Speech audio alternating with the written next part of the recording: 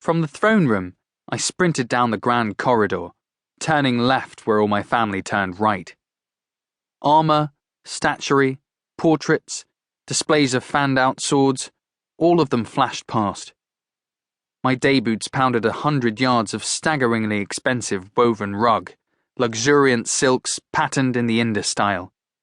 I turned the corner at the far end, teetering on the edge of control, dodged 2 maids, and ran flat out along the central corridor of the guest range, where scores of rooms were laid ready against the possibility of visiting nobility. Out of the fucking way! Some old retainer doddered from a doorway into my path. One of my fathers, Robin, a grey old cripple always limping about the place getting underfoot. I swerved past him, Lord knows why we keep such hangers-on, and accelerated down the hallway.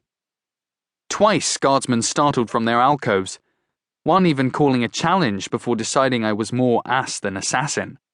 2 doors short of the corridor's end, I stopped and made an entrance to the green room, gambling that it would be unoccupied. The room, chambered in rustic style, with a 4-poster bed carved like spreading oaks, lay empty and shrouded in white linens. I passed the bed, wherein I'd once spent several pleasant nights in the company of a dusky contessa from the southernmost reaches of Roma, and threw back the shutters.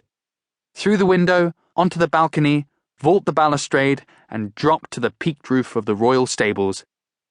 An edifice that would put shame to any mansion on the King's Way.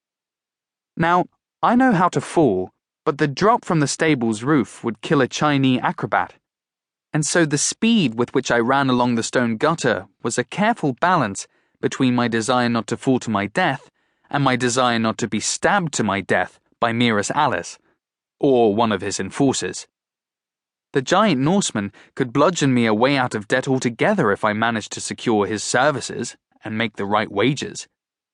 Hell, if people saw what I saw in the man and wouldn't give me good odds, then I could just slip him some bone wart and bet against him.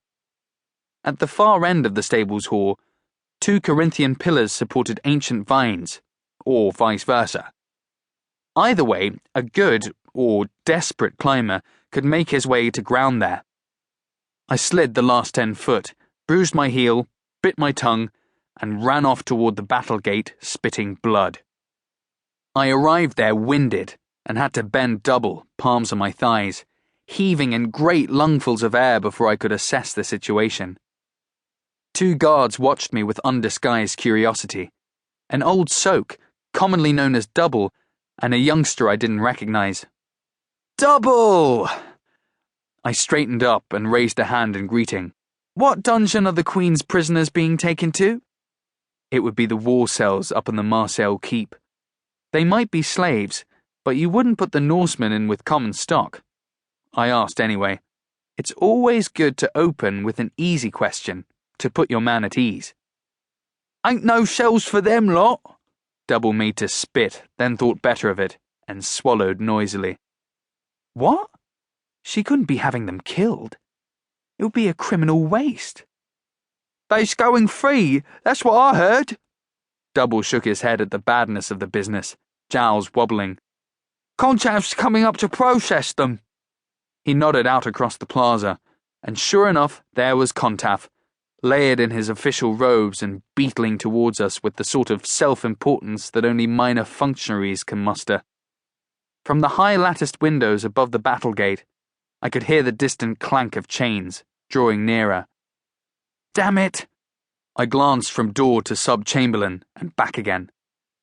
Hold them there, Double, I told him. Don't tell them anything. Not a thing. I'll see you right. Your friend too. And with that, I hurried off to intercept Admiral Contaf of House Messer. We met in the middle of the plaza, where an ancient sundial spelled out the time with morning shadows. Already the flagstones were beginning to heat up, and the day's promise simmered above the rooftops. Admiral! To keep listening to this audiobook, I've left you a link in the description so you can do it, at no cost thanks to Audible's 30-day free trial.